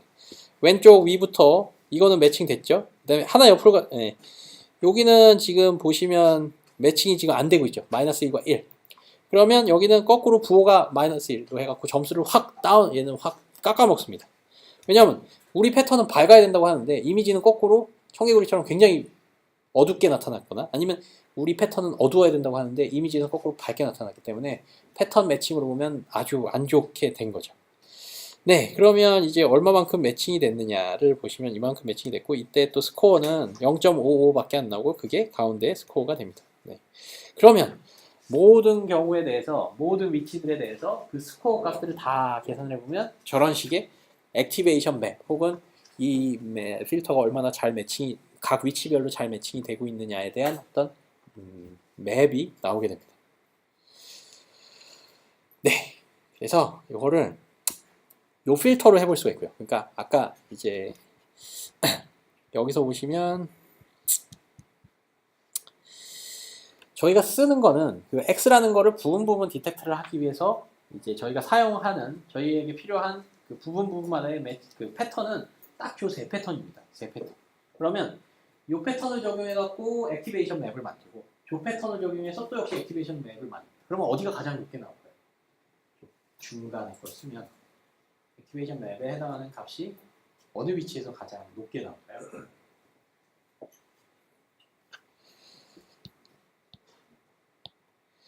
네, 요거를 이제 어디에다 이제 하냐? 딱 가운데다 딱 매칭을 시켰을 때 가장 맥시마이즈된 맥시멈의 스코어가 나오고 다른 데는 저걸 어디에 들이대도 퍼펙트 1이라는 스코어를 만들어내기가 없게 됩니다. 그러면 그때 스코어의 어떤 맵을 생각해 보시면 가운데만 높고 주변은 좀 약하게 되겠죠. 그 다음에 요 필터로도 또 역시 똑같이 합니다. 그러면 요 이미지랑 똑같은 사이즈에 필터가 3개니까요. 3장의 그 스코어 맵 혹은 액티베이션 맵이 생성이 되게 됩니다. 그죠? 그러면 자, 그게 필터를 그러면 저희가 쓴 필터가 5개다. 그러면 5장이 나옵니다. 그러면 그것도요. 그러면 요런 똑같은 2D 이미지가 5장이 겹쳐져 있는 겁니다. 5장. 그러면 그거는 말 그대로 그 스코어긴 하지만 그거 하나하나도 어떻게 보면 한 장 한 장의 사진이라고 보시면 뭐 기본적으로 이렇게 밝고 어둡고가 아까 저희가 보셨듯이 네, 이런 액티베이션이라면 저것도 대충 사진이잖아요. 얼마나 네, 어디가 밝고 어디가 어둡고 뭐 이런 거에 대한 사진이기 때문에 저런 사진들이 필터 개수만큼 착착착 나와야 됩니다. 네. 그러면 그것들은 저희가 실제로 RGB 값에 해당은 안 되지만 그냥 개념적으로 생각을 해보면 또 다른 형태의 사진이라고 보실 수가 있고요. 필터 한 장당 사진 한 장을 만들어냈다. 그리고 그 사진들이 이렇게 차곡차곡 쌓여져 있다 라고 생각을 해보시면 되고요. 그러면 그 사진에다가 컨볼루션을 또 합니다. 그러니까 이번에는 사선이 이렇게 있을 때 그 사선을 조합해서 뭔가 여기에 세모가 있구나라고 하는 거를 어떻게 만들어내냐. 이 세 장의 사진 중에서 이거는 뭐 예를 들면 삼각형 중에 왼쪽 위로 가는 이런 엣지 디텍터, 또 한 장의 필터로는 또 이거를 만들어냈고 또 한 장의 필터로는 또 이거를 만들어내갖고 각 패턴들마다의 그 스코어들을 쫙 만들어 놓으면 거기서 세 장의 사진들이 나왔죠. 그 세 장의 사진들을 조합을 해서 같은 부분에 이게 좀 같은 지역에 같이 이제 하일리 액티베이티드 됐다. 이게 같이 이렇게 세 패턴이 좀 비슷한 지역에 같이 발발이 됐다. 같이 이렇게 나타났다. 그러면 그 사실을 가지고 저희가 삼각형 디텍터를 만들 수가 있겠죠. 그래서 이 세 장의 사진들을 다시 컨볼루션, 다시 삼각형 디텍터, 그러니까 삼각형 패턴을 찾아내는 필터를 저희가 또 쭉쭉 합니다. 그러니까 결국 사진이 필터를 통하면 사진이 만들어지고요. 이 사진에서 또 새로운 필터를 적용해서 또 새로운 사진을 만들어냅니다. 그러면 그 사진은 제가 사진이라고 표현하고는 있지만 의미상으로는 아까 말씀드린 것처럼 그 각각의 필터가 적용됐을 때 그 필터에 해당하는 패턴이 얼마나 있느냐에 대한 그 정도고요. 그러면 첫 번째는 저희가 엣지 디텍터, 그러니까 어떤 특정 사선이 어디에 있느냐. 두 번째는 이 사선들의 조합을 통해서 삼각형이 어디에 있느냐. 그럼 그 삼각형의 조합을 통해서 삼각형이 이렇게 있고 네모가 이렇게 있고 또 이렇게 삼각형이 이렇게 있다. 또 이렇게 있다. 삼각형들의 위치가 이런 식으로 조합이 되어져 있구나. 그렇게 보이진 않지만 대충 로봇 디텍터를 만들 수가 있게 됩니다.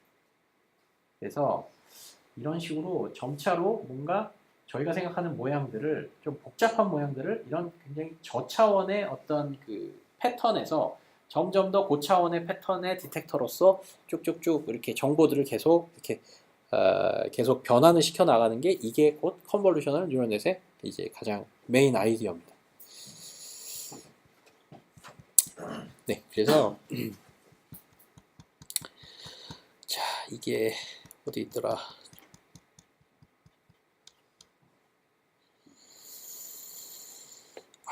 이거는 조금 잘 안 나오는데 왜냐면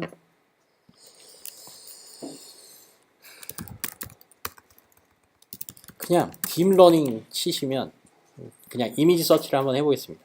그러면 여러 가지 이게 나타나죠. 근데 이제 이 사진이 이게 되게 유명한 이안 구펠로라고 하는 사람이 만든 이제 슬라이드 사진인데, 자, 이게 보시면 이거는 이제 고양이 개 디텍터가 아닙니다. 이번에 이걸 이제 이해하실 수가 있게 됩니다. 네. 얼굴이 이제 들어가고요. 이게 마치 그냥 저희가 배운 뉴런넷처럼 풀리 커넥티드 뉴런넷처럼 보이지만 이거는 실제로 컨볼루셔널 뉴런넷입니다.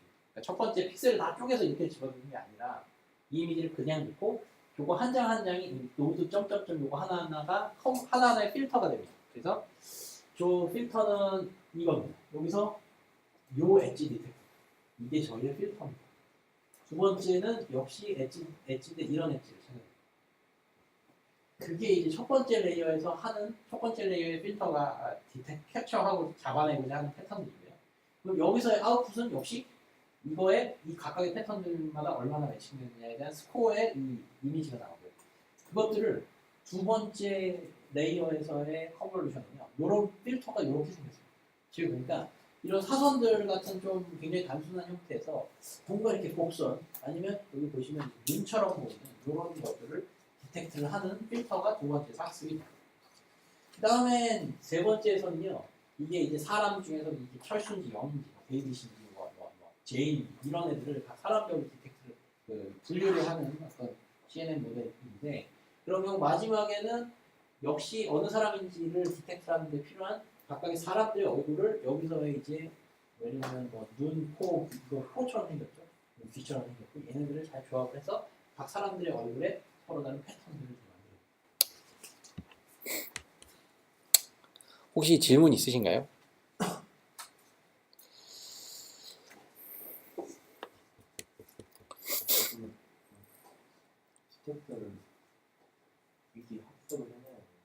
네, 그게 좋은 질문이신데요. 저 필터들이, 그러니까 여기서 굉장히 놀라운 그 딥러닝의 가장 그거는 저 필터들을 우리가 미리 만들어 놓는 게 아니라 다 학습이 됩니다. 백프롭에 의해서. 네. 그러니까, 이게 좀 참, 약간 어떻게 보면, 저게 어떻게 저렇게 잘 되나? 저런 게 어떻게 나오나 싶은데, 사실 이게, 아까 저희가 그 사람 얼굴, 어디 갔나? 네. 여기 그림이 잘 안 나오는데. 자. 네. 그래서 여기다 사람 얼굴을 넣어서요. 이게 컨볼루셔널 레이어를 한번 거쳐서 여기는 저희가 필터를 한 10개만 쓰겠어. 다만 이제 필터 사이즈는 저희가 지정을 해야 됩니다. 저희는 필터를 이 이미지가 뭐 예를 들면 28x28 중에 저희의 하나하나의 필터는 5x5라고 하는 작은 그 패치를 필터로 삼되 그 패턴은 저희가 미리 정해놓지 않습니다. 그 다음엔 또 여기서 컨브 2를 또 이렇게 해도 여기서는 또 예를 들면 여기서 필터를 내가 한 20개 정도 써야겠다. 여기선 대신에 사이즈는 내가 좀 더 작은 사이즈인 3x3으로 쓰겠다. 이렇게 되면 이 숫자들만 그냥 지정을 합니다. 그러니까 컨버전 이론의 코드도요, 딥러닝 코드도 그냥 저 숫자들 뿐입니다. 그 다음엔 저희가 하는 거는 뭐냐, 이 뉴럴넷을 통해서 여기서 컨브 해갖고 여기가 필터 10개 했으면 그냥 개념적으로 10개의 노드가 있어서 또 여기는 또 20개의 노드가 있습니다. 그럼 쫙쫙쫙 뭐 다 연결되어져서 여기서 예를 들면 노드가 2개로 빠집니다. 그럼 이게 개, 고양이 이렇게 해갖고요. 이 사진이 고양이야 라고 하면 0, 1을 주고 이 사진이 개다 라고 강아지다 라고 하면 1, 0이라는 요 바이너리 레이블만 줍니다. 그러면 알아서 이 필터들의 모양들이 아까처럼 뭔가 이런 사선 디텍터들이나 그런 것들이 이 모델이 생각할 때 필요로 하는 그 필터의 모양들을 스스로 찾아냅니다. 네, 그래서 이제 그게 좀 네, 그래서 결론적으로는 뭐 알아서 이게 알고리즘이 다 찾아내게 됩니다. 또 혹시 다른 질문 있으신가요?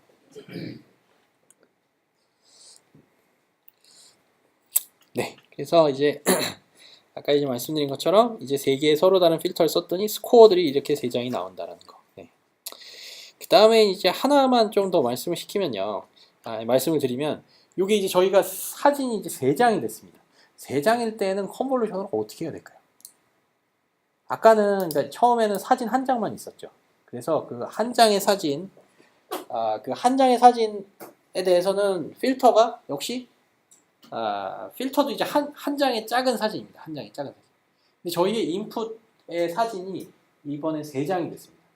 그러면 저희의 새로운 필터는 어떻게 돼야 되느냐? 이제는 필터 하나가요. 그러니까 뭐 예를 들면 이게 이제 3x3짜리 필터가 되죠. 3x3짜리. 근데 여기서 만들어낸 사진이 총 10장이 있었다고 치면 10개의 필터를 사용해서. 그러면 이 10장의 사진이 쭉 쌓여져 있고요. 역시 또 3x3짜리의 필터를 내가 쓰겠다. 사이즈가 3x3짜리 필터를 쓰겠다. 그러면 이 필터는 아까 말씀드린 것처럼 이게 이런 겁니다. 그러니까 요 지점에는 혹은 요 위치에는 이 사선도 있고 또 예를 들면 이 사선도 같이 있더라.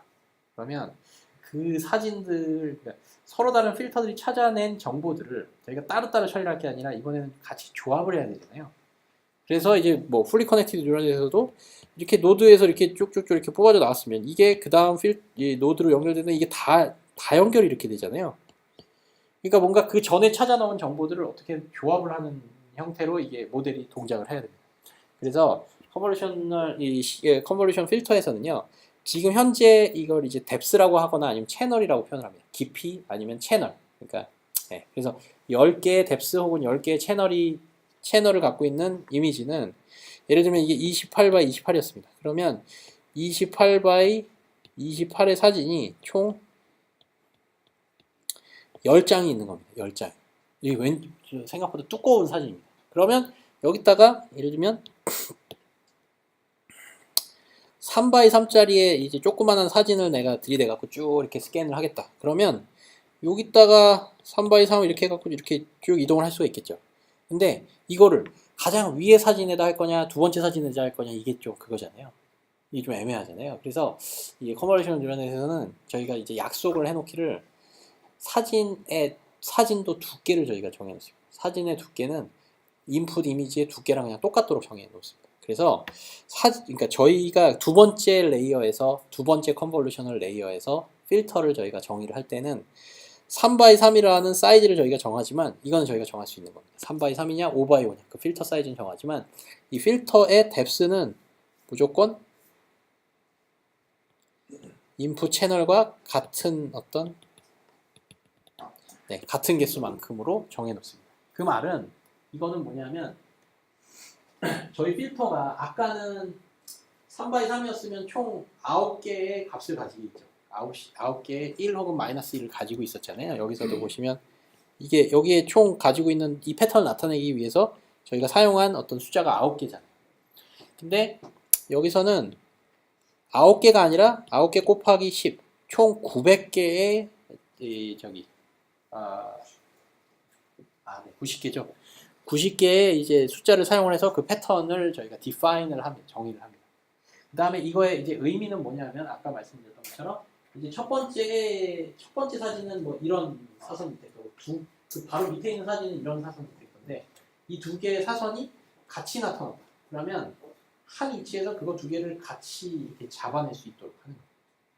그래서 뭐 이게 그러니까 아까는 이 두 개를 다 했었지만 이번에는 이거 하나 따로따로 해놓고 두 번째 컨볼루셔널 레이어에서는 이거를 같이 조합을 해갖고 이제 패턴을 캡처를 할 수가 있게 되죠.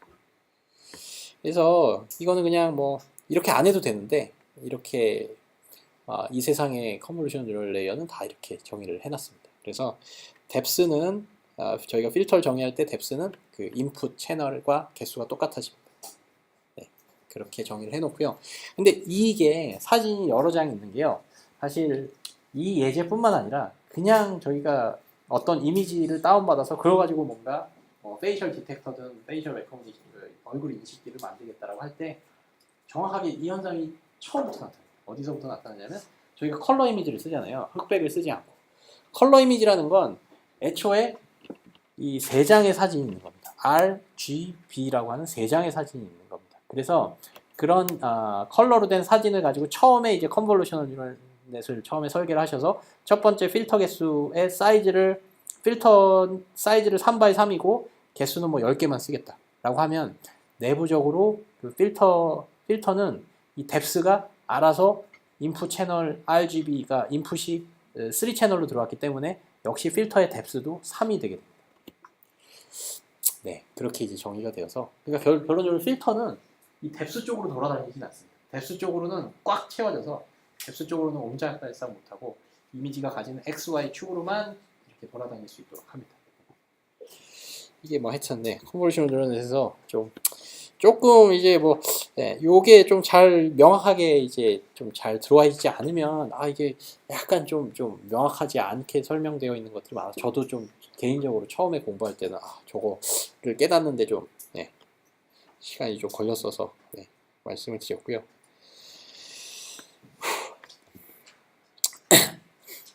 그러면 그 다음에 이 컨볼루셔널 뉴런넷은요, 지금 제가 이 컨볼루션 필터를 가지고 디텍트를 한다는 거를 제가 이렇게 말씀을 드렸는데 이거를 그냥 컨볼루션 하고 또 이미지 그 액티베이션 맵 나오면 또 컨볼루션 하고 이렇지는 않고요.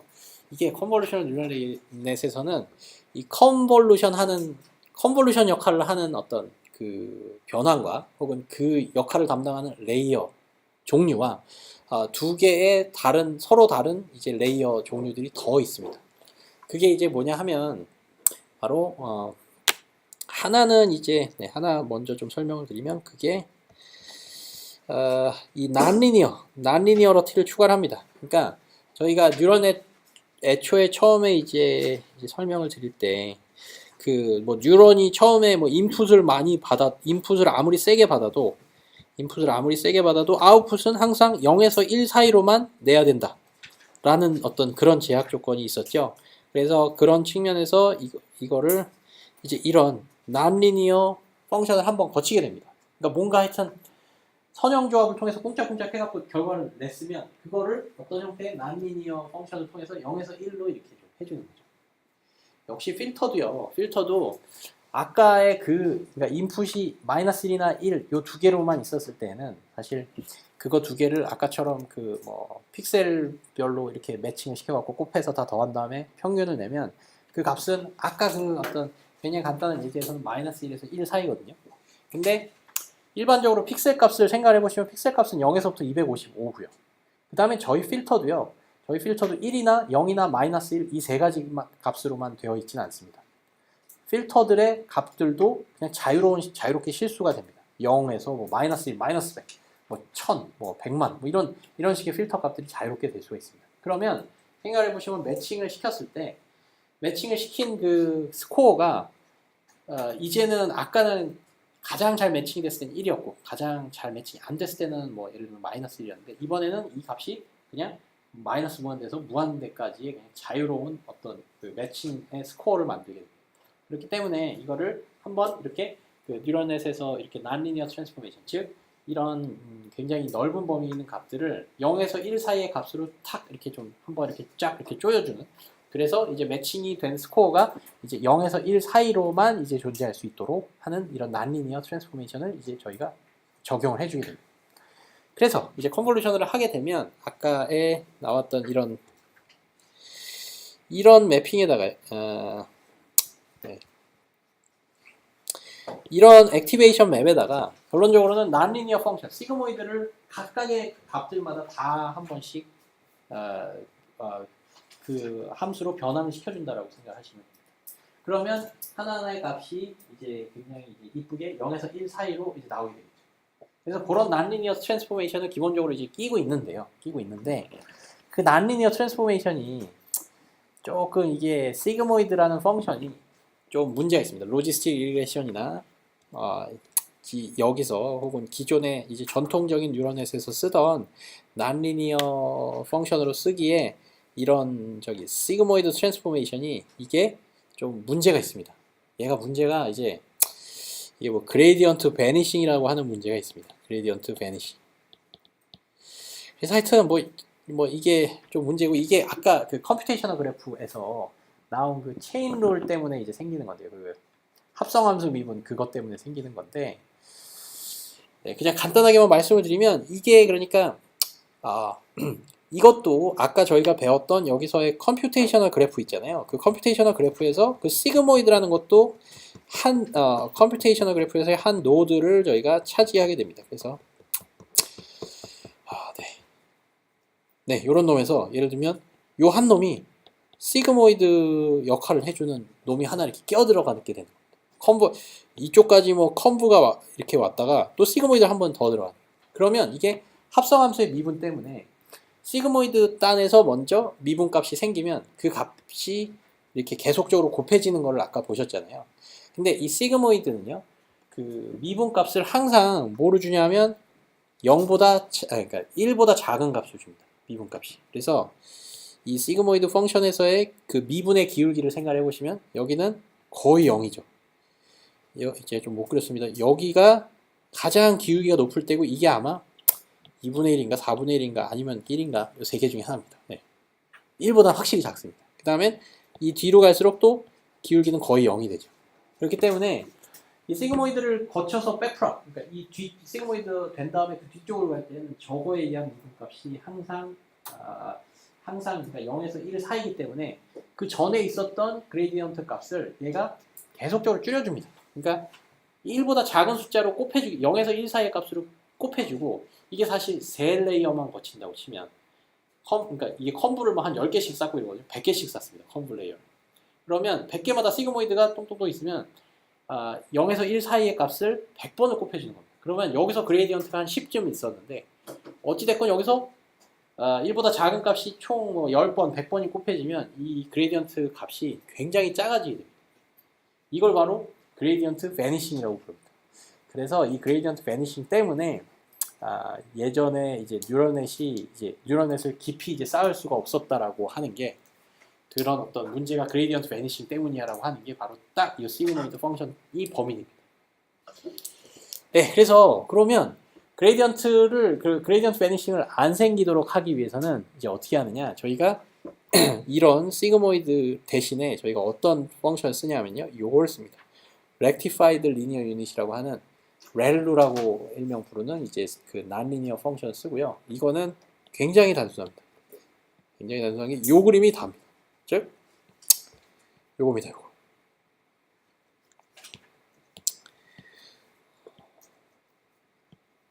네, 요겁니다.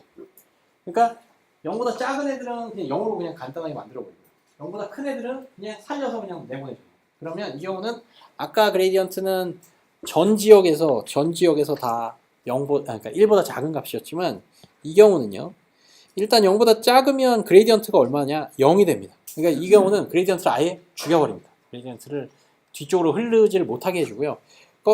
그러나 이쪽에 이제 해당이 되게 되면 이쪽은 그레이디언트를 그냥 온전히 흘려주게 됩니다. 왜냐하면 이쪽은 y는 x 그래프거든요. 그러니까 미분을 해서도 이제 그 체인 룰에 의해서 합성함수 미분에 의해서 그레이디언트 외에도 거기 저 부분을 거쳐도 역시 그 저기 합성함수 미분에서는 그 값을 1로 주기 때문에 그레이디언트를 더 이상 팍팍 줄여주는 그런 효과를 없애주게 됩니다. 그래서 시그모이드, 그러니까 사람들이 그냥 다 절대 다수가 그냥 당연하다는 듯이 썼던 저 시그모이드를 이런 훨씬 더 쉬워 보이는 함수로 바꿔줬더니 갑자기 뉴런넷을 깊이 쌓아도 이게 막 잘 작동을 하더라. 뭐 이런 스토리가 됩니다. 네, 어쨌건 그래서 그 저희가 non-linear 트랜스포메이션을 쓰는 그 어떤 함수는 대부분 깊이 쌓을 때는 저걸 씁니다. 네, 그래서 그게 이제 rectified linear unit이라고 이제 불리는 게 되고요. 그 다음엔 또 하나의 레이어가 더 있습니다. 하나의 종류의 레이어가 더 있고 그게 뭐냐면 요 풀링입니다. 풀링은 뭐냐면요. 이거는 이제 좀 되게 이것도 역시 굉장히 쉬운 건데요. 풀링은 뭐냐면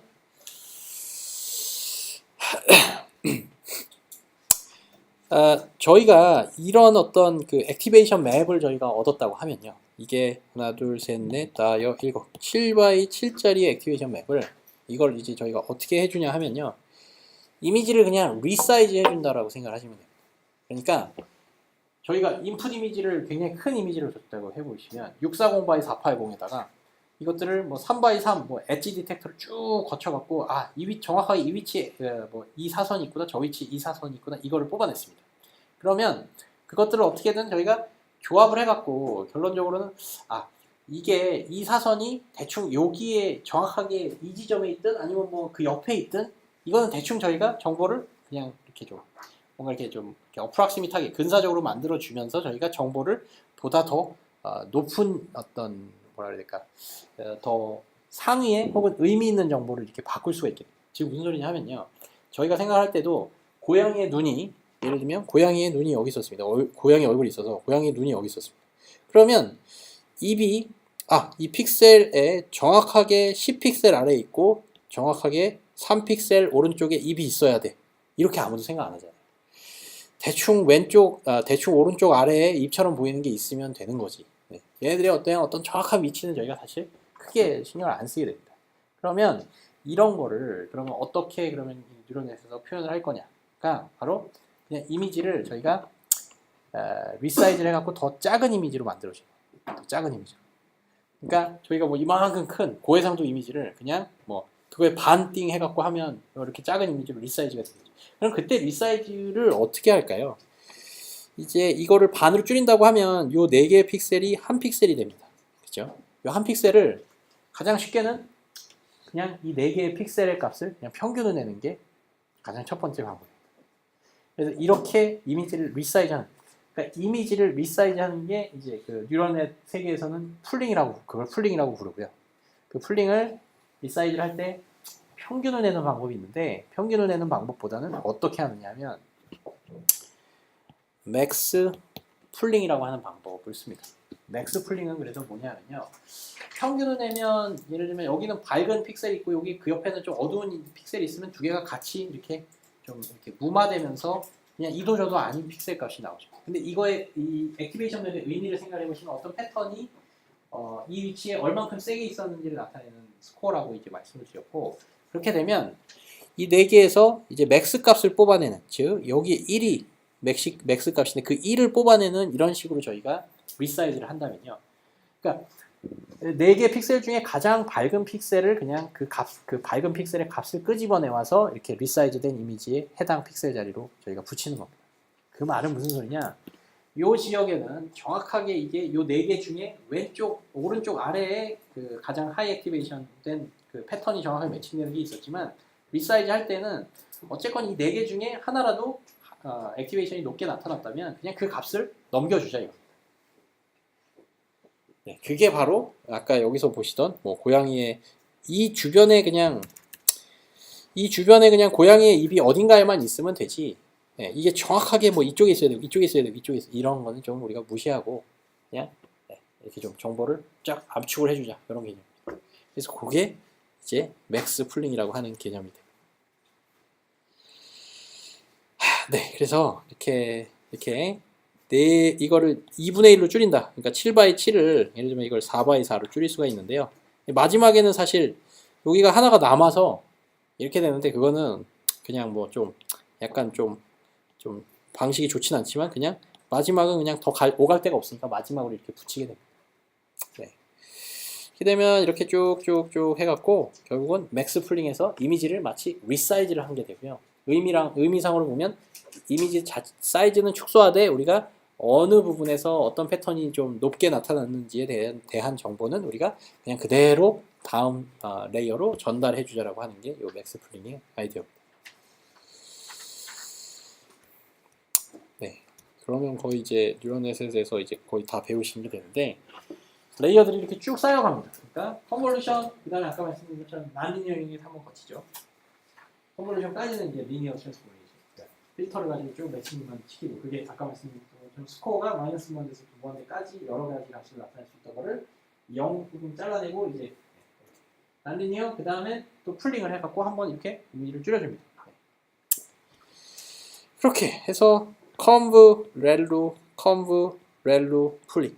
이거는요 뭐냐면 이게 3개가 무조건 한 세트는 아니고요. 저희가 이제 자유롭게 쌓을 수가 있습니다. 그다음 컨브랑 렐루는 보통 한 세트로 돌아다니고요. 컨브 렐루, 그 다음에 이 풀링, 이 이미지가 더 작아지는 이런 리사이징 하는 오퍼레이션들은 컨브 한 2-3개에 한 번씩 이렇게 나타나는 식으로 보통 쌓게 됩니다. 네, 그 다음에 이제 시간이 다 됐는데 뭐 마지막으로 한마디만 더 드리면 그러면 이렇게 액티베이션 맵들이 어떻게 보면 이렇게 더 작은 이미지의 형태로 나타났고요. 그 다음에 이제 우리가 이걸 충분히 작게 만들었다? 그러면 얘네들을 그냥 하나의 픽셀들의 벡터들로 쭉 핍니다. 그 전에 이제 784개의 픽셀을 우리가 쭉 펴서 풀리 커넥트를 했던 것처럼 여기서 작아진 그 액티베이션 맵들을 그냥 하나의 벡터로 쭉 핀 다음에 그 다음에 풀리 커넥트 레이어를 씁니다. 그래서 이제 강아지냐 개냐 고양이냐 강아지냐가 나오게 됩니다. 네, 그래서 하여튼 여기까지 그러면 하고 다음 시간에 좀 이어서 하겠습니다.